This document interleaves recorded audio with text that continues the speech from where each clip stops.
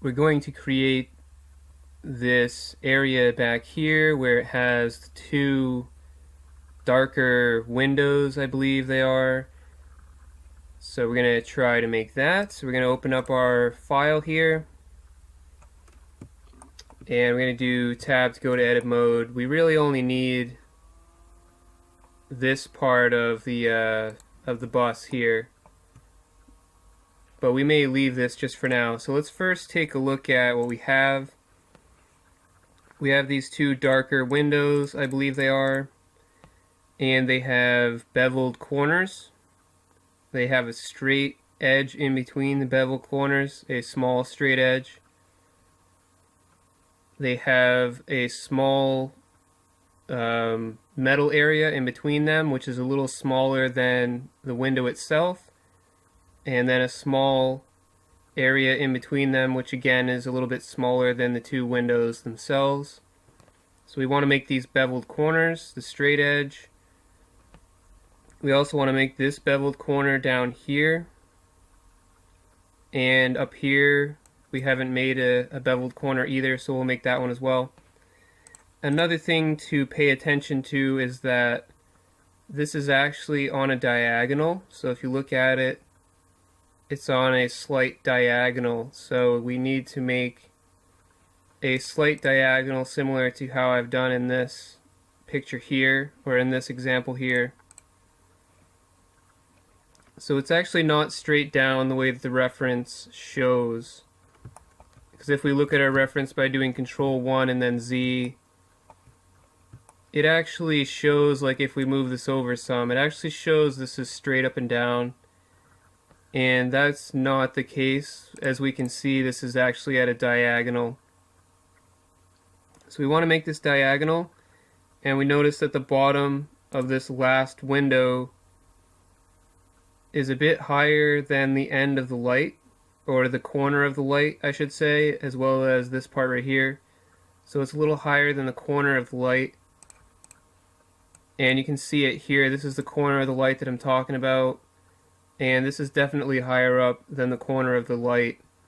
So if we look at our reference again, we want to make sure it's higher up than this corner of the light. And we also want to make sure that it has this diagonal. So the easiest way to do both at the same time is the knife cut tool. So we're going to do K for the knife cut tool. But we notice that we're actually getting this line up here, and we don't want that. So to avoid any distractions, we're going to right click to cancel this. Select linked to get only this back piece. Shift H. That's going to hide everything else. And now we can do K for the knife cut tool. Left click on this point. Bring it down at the diagonal that you feel is appropriate. And you also want it at the level that you feel is appropriate. So approximately here or so. And you want it at a slight diagonal downward, perhaps like this. And then left click. Press C to enable the angle constraints to get a perfectly straight line across. Hover over the middle line, left click again, and now press enter. And that will get your diagonal shape. You can always do Control Z and then recreate the diagonal if you feel you did not do it correctly. We're going to see how this goes. I think this is close enough. So we want to continue this on a little bit to connect up with this point here. So we're going to do K again, left click on this, C for angle constraints, left click again on this edge here, and then press enter. We can now get rid of this vertex, select it, shift select this one, Alt M at last. So now we have a little bit of the angle at the start, as well as the continuation of that angle right here.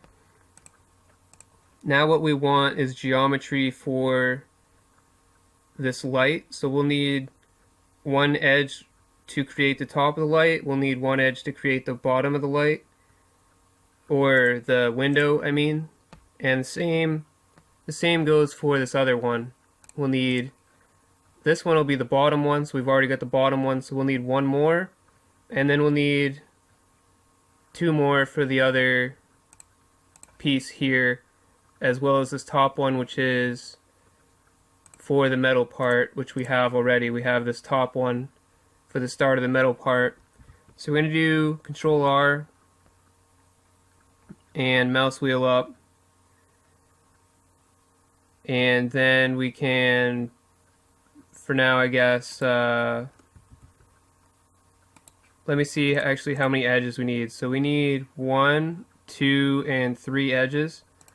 Because we have this top edge, we have the bottom edge, so we need 1 for this, 1 for this, and 1 for this. So we'll go back to our model, Control R, mouse wheel up till we have 3, left click, right click. As I explained before, the metal part in between, so the metal part in between and this metal part in between here is actually a little bit smaller than the window itself. You look at the area of the window and then you look at the area in between, and these in between areas are smaller than the window area in both pictures. So we want to select these two and press Q to slide them up a bit. That'll make this area in between a little bit smaller. And then we want to select these two and press Q and slide them up a bit. That'll make this area in between a little bit smaller. Try to make the area in between and the window area a similar size here, if possible.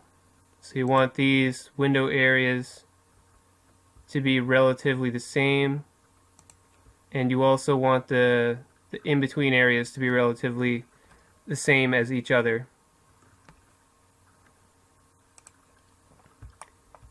Once that is done, really all we need to do is to join these edges over, or to create a full, or make, actually the other thing we need to do, of course, is to, before we do that, we need to bevel these edges. So to do that, we're going to go to Face Select, select this one, which is the window that needs to be beveled. We need to select this other window that needs to be beveled, so we're going to hold Shift and select this one. These are the two window areas. So select these two faces and press Y. That's going to actually separate these faces from the rest of the model so that we can do the bevel easier. The vertex bevel will work correctly when we do it this way. So just do Y with these selected and they'll be completely separate pieces now.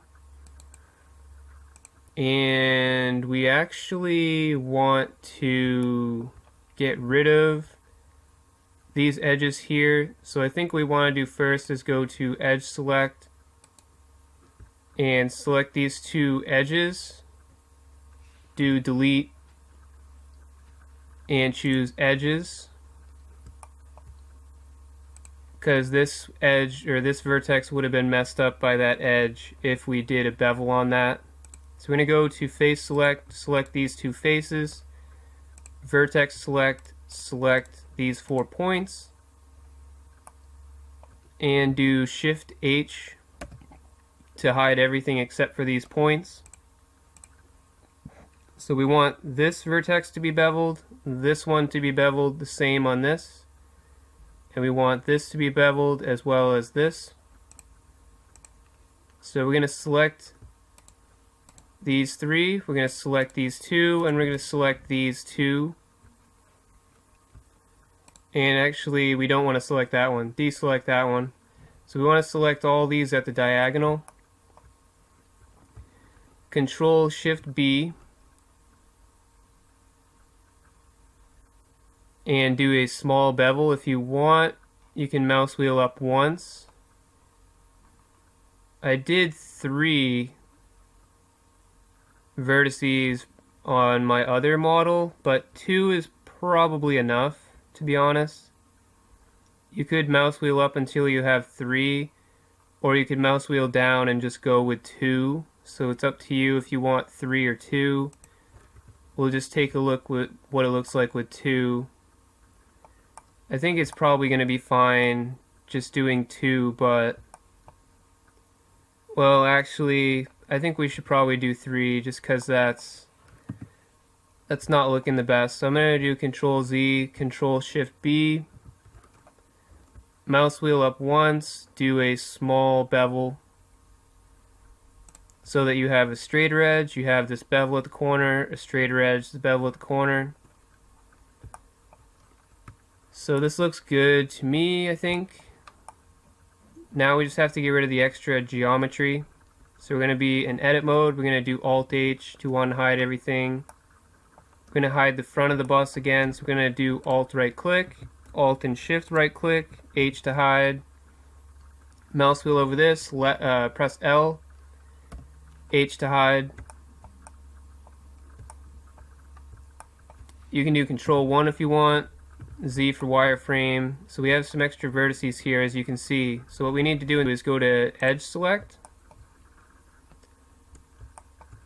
and hold Shift and then select this edge, hold Shift, select this edge, and do the same here. So we're trying to select the ones that are behind these other edges that curl around like this. So you should have a little triangle here and a little triangle here. Same right here. Then do a delete and choose vertices. Now if we were to select these and move them, and then right click to reset their position, you should not have anything behind them. So again, what we can do is hide some of this other stuff to make it easier to do this. So we can select one of the vertices on this part. So if you did Control 1, you can select this vertex, do Select Linked, Shift H. So now we just have the back part here. And we want to start connecting these faces together. So we're going to select these two and these two. That'll give us a quad. So we're going to press F. Select these two, press F, and then F again. We'll do the same here. Select these two and these two, press F. Select these two, press F twice. That'll complete that. Select these two and these two. Make sure you're getting the one that's closest to the center. Press F. Select these two and press F twice. That'll fill in these. You can even possibly do F again and then continue pressing F, and that should just automatically connect everything together without too much effort. Since this is a flat surface, the geometry is not really important, so if we have some strange angles here, it's not really going to make any problems. As you can see from object mode, it looks just fine, and we've got that angle to this part. So we can now do Alt H to unhide everything, A to deselect, Alt right click, Alt and Shift right click, H to hide. Hover your mouse over this, press L and then press H. So we're now back to basically what we had. Switch to face select. If you want to make these a darker color, what you can do is switch from Blender Render to Cycles Render. So just left click this, left click on Cycles Render. And before we do this, actually we can, yeah, we probably should do it before we do this. So we'll select these, go to Vertex Select, and select these two, J to join, select these two, J to join. That'll make some quads out of this. Do the same here, select these two, J to join, these two, J to join. So now we have all quads. We want to go to Face Select and select all of these faces. And then select all of these faces. So you should have 3 here, 3 here. So make sure you get the small one. And then we can Middle mouse click and drag to move this over. Left click on materials, click on new. It's going to create a new material. It's a bit of a lighter gray than the other one. So if you want, you can go down to settings, left click on this, left click on viewport color and drag this down a little.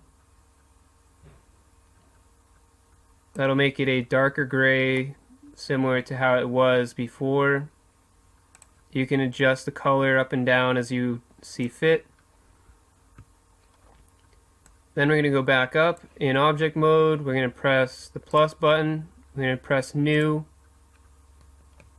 Change the color to black or a dark gray if you feel you want a dark gray instead. Go down, change the viewport color to black or a dark gray, whatever you chose before. Try to make it the same color.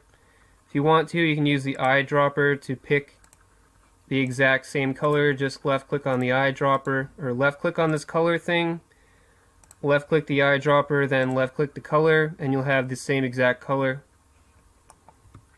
Now tab into edit mode, scroll up some, choose a sign, and that's going to make this into a dark color. So now we have the nice windows. They have that angle that I was talking about. Try to compare it to this. Maybe my angle's a little bit off on this one, but that's fine. You get the general concept of how to do it. I think I did a better job on this first one. I think my angle is a little bit too extreme on this one, but that's fine. So now all that's left to do is to save this. So go to File and Save. I'll show you a quick way of how to fix the angle on this if you're not happy with the angle that you have. Like in my case, I think the angle on mine's a bit steeper than the angle on the real thing. So I'm going to try to change it. I'm going to show you a quick way to do it. It's not going to be as accurate as the initial knife cut tool way. The best way to do it is to get the knife cut tool angle correct and then go through the whole process. But if you've already done everything, it's a little bit too tedious to go back and do it all again. So I'll show you a quick way to do it. It won't be perfectly accurate because this initial angle will be slightly off. But it will be a quicker way to change the angle if you're unhappy with it. So we're going to select one vertex here, C for circle select, and select the rest right here. Just get all of them on this area. Make sure you don't have anything else selected. You should only have these selected here, but you should have all of them selected. Then what you want to do is Control 1 for back view, Z for wireframe. What we're going to do is Alt, Control, Shift, and S. And that's going to do shear. And you can see when we can now adjust the angle to be less steep or more steep. As you can see here, we actually can right click and maybe we can even select these two or this set of vertices, and we'll try doing a shear with these selected.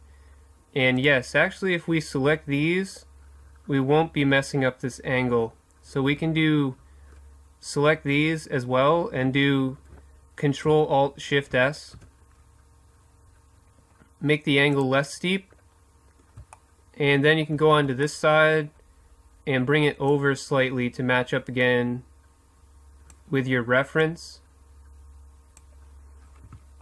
and this will make a less steep angle, which looks actually quite close to what we have in the picture. So I'm happy with this.